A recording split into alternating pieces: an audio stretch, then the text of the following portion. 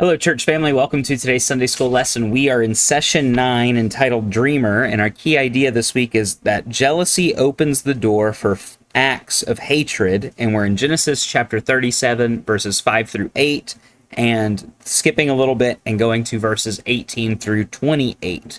We're going to start off by asking the question, why is jealousy so dangerous and corrupting? Well, jealousy, at least for me in my life, absolutely blinds me to the consequences of my actions to get that which I want. So if I saw something as a child, especially, that I wanted that my siblings had, being the oldest and the biggest for most of my childhood, I would just take it from them. And I wouldn't ponder the consequences of my actions. That I was blinded by my jealousy. I would do what it took to get the thing that I wanted as a child, and that's just sin. That's what that is, and that can still happen today, even as an adult. I hope it happens a whole lot less than when I was a kid before I knew Jesus, but now that I know Jesus, I want to make sure that I'm not acting on thoughts of jealousy, and I try to limit thoughts of jealousy because I know that it is possible to be blinded by the greed and the jealousy that we encounter in our walk every day. So jealousy is dangerous because it corrupts one's heart and usually leads to more tragic sin. We're going to see this today between Joseph, the son of Jacob, the favorite son of Jacob, and his brothers. And we're going to be seeing this shift from the story of Jacob and to the and it's going to shift from Jacob to his sons, Jacob and his brothers. We're going to start by looking at this dream that Joseph had, that he explains to his brothers, and it causes them to hate him because of the context in it, which was he was going to end up ruling and being one brother above the rest.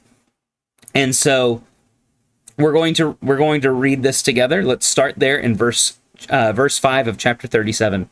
Then Joseph had a dream. When he told it to his brothers, they hated him even more. He said to them, "Listen to this dream I had. There we were, binding sheaves of grain in the field. Suddenly my sheaf stood up, and your sheaves gathered round it and bowed down to my sheaf.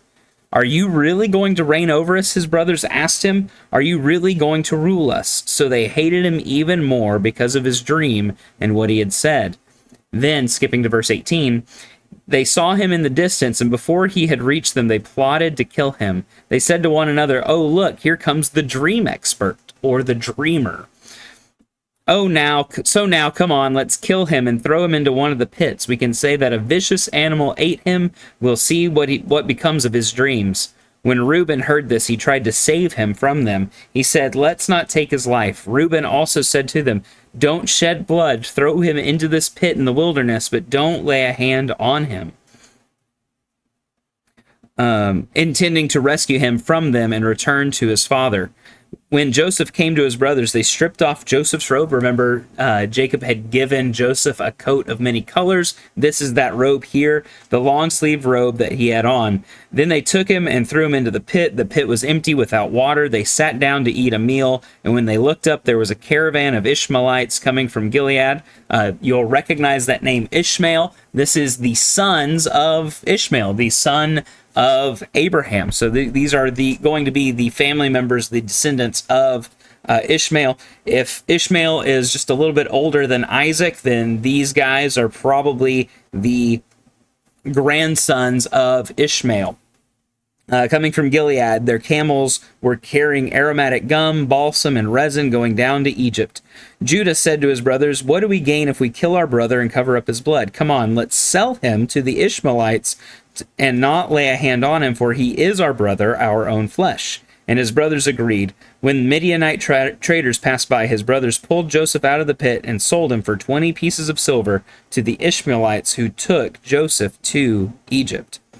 So we have here just a breakdown of logic, a breakdown of the order of things with Joseph and his brothers, not a whole lot of brotherly love here. They hated Joseph because he was favored over them. Let's look at this first section, the dream. That's the title of our first section. Let's read these 4 verses again together. Then Joseph had a dream. So dreams, we know, in the Bible are often, they often include messages or warnings for something that was to come, or hints of the future. And so God gave Joseph dreams, but he also gave Joseph the supernatural spiritual gift of determining what those dreams meant, discerning what the wisdom was inside the dream. So he's telling his brothers about this dream, and they hated him even more. He said to them, "Listen to this dream I had. There we were, binding sheaves of grain in the field. Suddenly my sheaf stood up, and your sheaves gathered round it and bowed down to my sheaf." And the brothers immediately saw the symbolism here, and they said, "Are you really going to reign over us? Are you really going to rule us?" So they hated him even more because of his dream and what he had said. So obviously these sheaves were bowing down as a sign of submission to Joseph's sheaf of wheat, and was going to show what would happen later on in their lives after Joseph goes into Egypt. And we don't get the whole picture here yet, but when we get to Egypt and what we know happens in Egypt, where there's a famine, a great famine, because of Joseph's wisdom and his storing up of grain and food for this famine, we know that he's actually able to save his brothers and his father from the famine because of the storehouses of grain that he kept. So, what are the advantages and disadvantages of sharing our aspirations with others? Well, it's you can read this as Joseph being a little prideful in his dream. He's like, "Hey, listen to this dream I had, guys. Listen to this dream, because I think you'll like it. I really like it. I think you'll like it." And he tells them these things, and they obviously don't like it. They already dislike Joseph. He's the favorite. He's the golden child. He's got the coat of many colors. He's out there looking great, looking fly in his new fancy robe. And then he comes and he's bragging about this dream that God gave him. "Oh, look, here's the favorite. Think he's going to rule over all of us." And so the advantages are, when you tell people about your aspirations, you can have a team that is on your side that wants to help you accomplish those things. But if you're like Joseph, who has people who already dislike him and aren't in his corner, and you share those same aspirations, and they'll take it as a sign of, I guess inflammation's a good word. They'll take it as aggravating to them, because of course you have aspirations, and they're going to see what they can do to make you fail. And that's exactly what happens here. So much so that they saw him in the distance. This is verse 18. They saw him in the distance, and before he could get to them, they plotted to kill him. So they saw him a long way off, probably a couple 100 yards off. He's walking toward his brothers. He still loves his brothers. And they plotted to kill him. They came up with a plan. They came up craftily and speedily, came up with a plan to kill them. And they said, verse 19, they said to one another, "Oh, look, here comes that dream expert," or dreamer, as it says in the King James Version and the ESV. It could also mean Lord of the Dreams or Master of Dreams. But I think the sarcasm here comes the dreamer. Here comes that guy who's got his head in the clouds. Here comes the one who's just dreaming. That's still a common insult today. "Oh boy, you must be dreaming." That's a common quip or insult even today. Then they said in verse 20, "So now come on, let's kill him and throw him into one of the pits. We can say that a vicious animal ate him. Then we'll see what becomes of his dreams." When Reuben, this is the eldest son of Jacob, when he heard this, he tried to save him from them. He said, "Let's not take his life." Reuben also said to them, "Don't shed blood. Throw him into this pit in the wilderness, but don't lay a hand on him," intending to rescue him from them and return him to his father. So Reuben, the oldest of the brothers steps in and goes, wait, wait, wait, wait, wait. Let's not kill him. Let's be smart. Let's throw him into the pit. We'll hold him there. And then he was plotting to himself to come back and rescue Joseph from it later, so to rescue Joseph from the hands of his brothers. So here's the plot. How does this jealousy feed the mob mentality that's here with the brothers? Well, as you can see, only one of them even decided to try to see reason. When we have a group around us that are saying the same things as us, we call that an echo chamber in 2024. When we're speaking into an echo chamber, all we hear are our own opinions and our own voices bouncing back at us. So when you get a bunch of people into an echo chamber, they're all saying the same things, and it's just reaffirming wrong ideas, wrong mentalities, incorrect truths or untruths, and it all becomes just noise. But we believe it, and we believe it, and we believe it. I feel like that's actually really common in today's world, and we could learn a lot from this. But that mob mentality of, if we all do it as a group, nothing can stop us, we'll be fine, they can't catch all of us, that kind of idea.